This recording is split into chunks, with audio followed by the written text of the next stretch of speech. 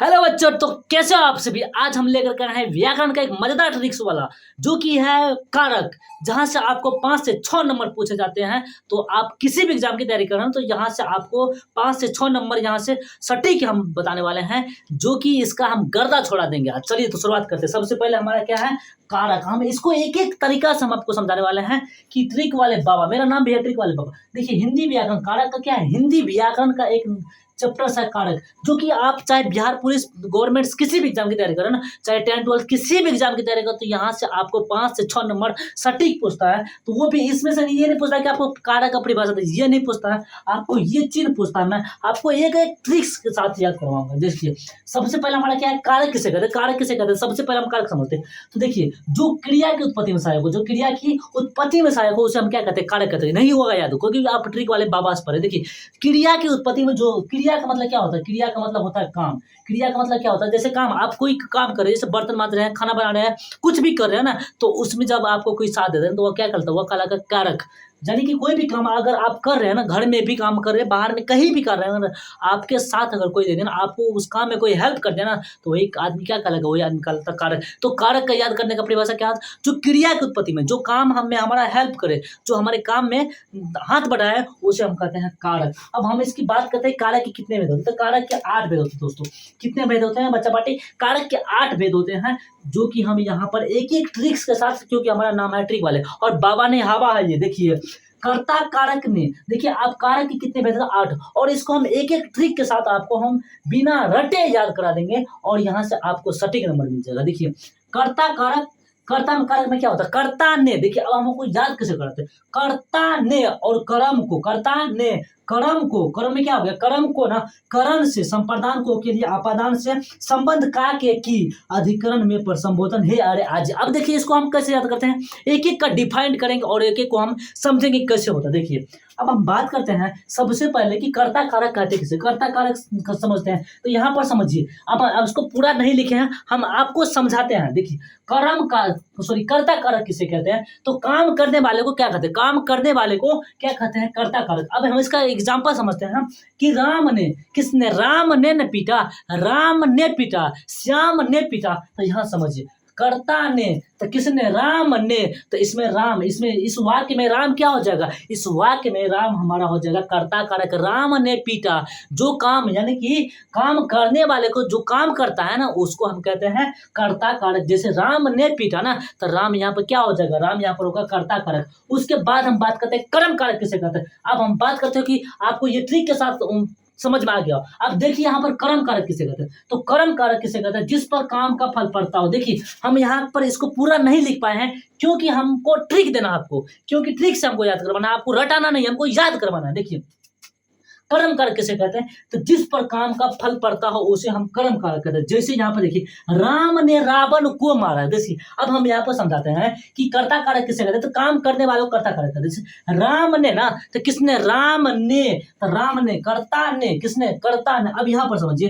कर्म को, किसको, कर्म को ना, तो कर्ता, कर्म कारक किसे कहते हैं, जिस पर काम का फल पड़ता हो ना, जिस पर काम का फल पड़ता हो। तो जैसे राम ने रावण को न मारा, किसको मारा, राम ने रावण को मारा था। तो किस पे, इस वाक्य में रावण को, तो यहाँ पे देखिए, कर्ता ने, किसने, कर्ता ने, सॉरी कर्ता ने, कर्म को, किसको, कर्म को, तो किसको, रावण को। तो रावण इस वाक्य में क्या हो जाएगा, रावण इस वाक्य में आपको हो जाएगा कर्म कारक, सॉरी कर्म कारक हो जाए। रावण इसमें क्या होगा, कर्म कारक। जैसे यहाँ पर जिस पर काम का फल पड़ता हो, जिस पर फल पड़ता हो, उसे हम कहते हैं कर्म कारक। जैसे राम को, सॉरी रावण को किसने मारा था, राम ने, किसने, राम ने, कौन मारा, रावण को न मारा। तो को यहाँ पर देखिए, कर्म को, कर्म को, किनको, कर्म को। तो यहाँ पर क्या हो जाएगा, रावण को, तो हमारा क्या हो जाएगा, कर्म कारक। अब उसके बाद बात करते हैं करण कारक किसे कहते हैं, जिस साधन से काम करता है, जिस साधन से। और एक बात भी है ना कि घोड़े, रेस चाहे घोड़े की हो या कुत्ते की, जीतेगा वही जो समय पर गियर चेंज करेगा। तो इस कहानी को आप बस याद रखिएगा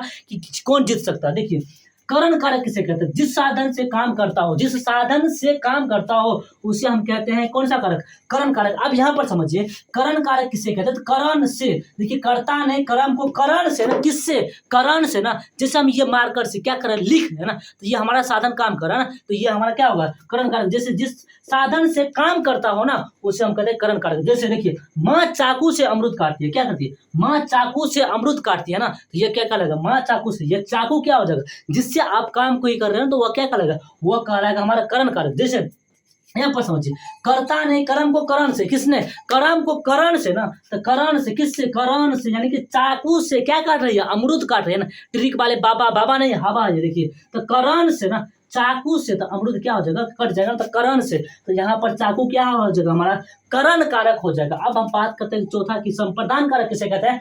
तो कर्ता जिसके लिए काम करता हो, कर्ता किसके लिए? कर्ता जिसके लिए काम करता हो उसे हम कहते हैं संप्रदान कारक। जैसे राम ने धर्म की रक्षा के लिए, किसने? राम ने धर्म की रक्षा के लिए क्या किया था? मारा था। किसको? राम ने धर्म की रक्षा के लिए रावण को गोली से मारा नहीं था, तीर से मारा था।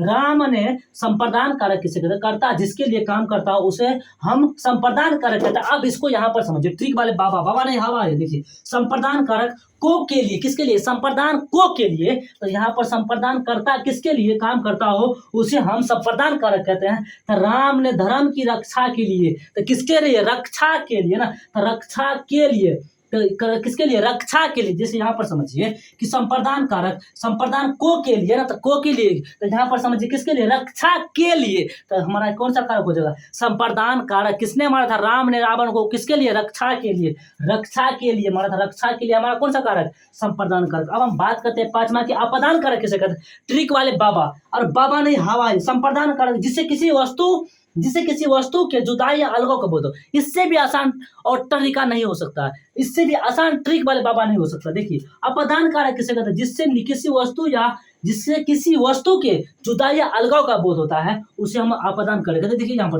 अपदान से, किससे? अपदान से ना। जैसे इसका एग्जाम्पल हम सबसे बेस्ट एग्जाम्पल देते हैं कि जब आपके घर में किसी लड़की की शादी हो ना, जब सुबह में बिदाकड़ी होती है, तो बताइए उसका उस पल का महसूस कैसा होता है? कि यहाँ पर क्या उदाहरण हो जाएगा? माँ बेटी से क्या हो रही है? अलगा हो रही है। क्या हो रही है? माँ बेटी से अलगा हो रही है, तो यहाँ पर क्या हो जाएगा? अपदान कारक। जिससे किसी वस्तु के जुदाई या अलगाव का बोध होता है उसे कहते हैं हम अपदान कारक। जैसे माँ बेटी से अलगा हो रही है, गंगा हिमालय से निकलती है। कहाँ से?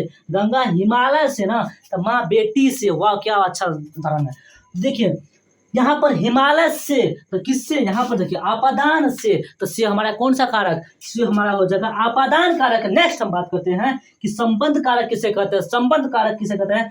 जिससे शब्द के, देखिए संबंध कारक जिससे शब्द या संबंध दूसरे शब्द से ज्ञात हो। देखिए अब यहाँ पर समझ में नहीं आया होगा क्योंकि आप ट्रिक वाले बाबा को देख रहे हैं। संबंध कारक जिससे शब्द का संबंध दूसरे शब्द से, एक संबंध का यानी कि एक शब्द का संबंध दूसरे संबंध से होता है उसे हम कहते हैं संबंध कारक। जैसे आपको हम बोलेंगे कि अकेले आप संबंध जोड़िए, किससे जोड़िएगा? नहीं जोड़िएगा ना। तो संबंध मतलब होता है कि जोड़ा, किसी भी व्यक्ति को एक दूसरे व्यक्ति से संबंध जोड़ना, वही कहलाता है संबंध कारक। जैसे यहाँ पर देखिए संबंध कारक किसके लिए? का के की, तो का के संबंध कारक में क्या है? का के की।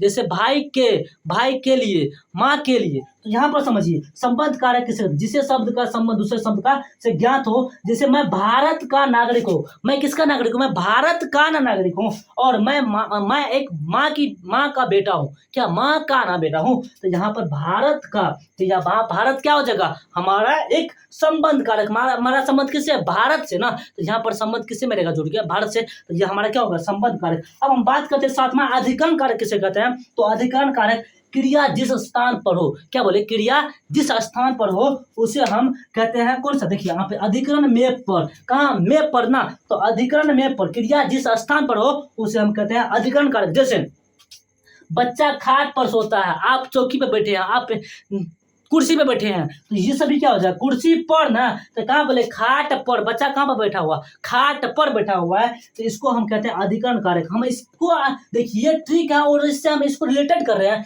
क्योंकि आपके दिमाग में घुसाना हमको। यहाँ पर 5 से 6 नंबर आपको हम सटीक दिलाएंगे क्योंकि यहाँ पर ट्रिक वाले बाबा का नाम है। देखिए संबोधन कारक किसे कहते हैं? हे अरे आजी मतलब पुकारने का बोध हो, ऐसे समझिए। तो हम यहाँ पर समझते हैं, सबसे पहले आप परिभाषा पढ़ लें। संबोधन कारक, पुकारना, बुलाना, चिल्लाना को हम क्या कहते हैं? संबोधन कारक। यहाँ पर आपको याद करने का कोई जरूरत नहीं पड़ेगा, हम ट्रिक वाले बाबा है। संबोधन कारक किसे कहते हैं? पुराना, पुकारना, बुलाना, चिल्लाना को हम संबोधन कारक कहते हैं, संबोधित कारक कहते हैं। जैसे इसका हम बेस्ट एग्जांपल देते हैं कि आप लोग 5वां क्लास में एक को किताब पढ़े होंगे कि कारे ननकुआ, क्या बोले? कारे ननकुआ आज स्कूल न जेबी। तो का मतलब कि कारे ननकुआ आज स्कूल न जेबी या न बुलाव छो, यानी कि यहाँ पर संबोधन हे अरे आजी का जब भी बोध हो तो वो हमारा कौन सा कारक हो जाएगा? यह हमारा संबोधन कारक हो जाएगा। यानी किसी को पुकारना, बुलाना, चिल्लाना क्या हो जाएगा? यह होगा हमारा संबोधन कारक। तो यह हमारा था आज का सेशन जो कि कारक था। तो हम उम्मीद करते हैं कि हमारा सेशन आज का बहुत ही बेस्ट लगा होगा। तो बेस्ट लगा तो आप ट्रिक वाले बाबा के लिए एक लाइक और कमेंट शेयर सब्सक्राइब जरूर वीडियो के साथ। जय हिंद, जय भारत।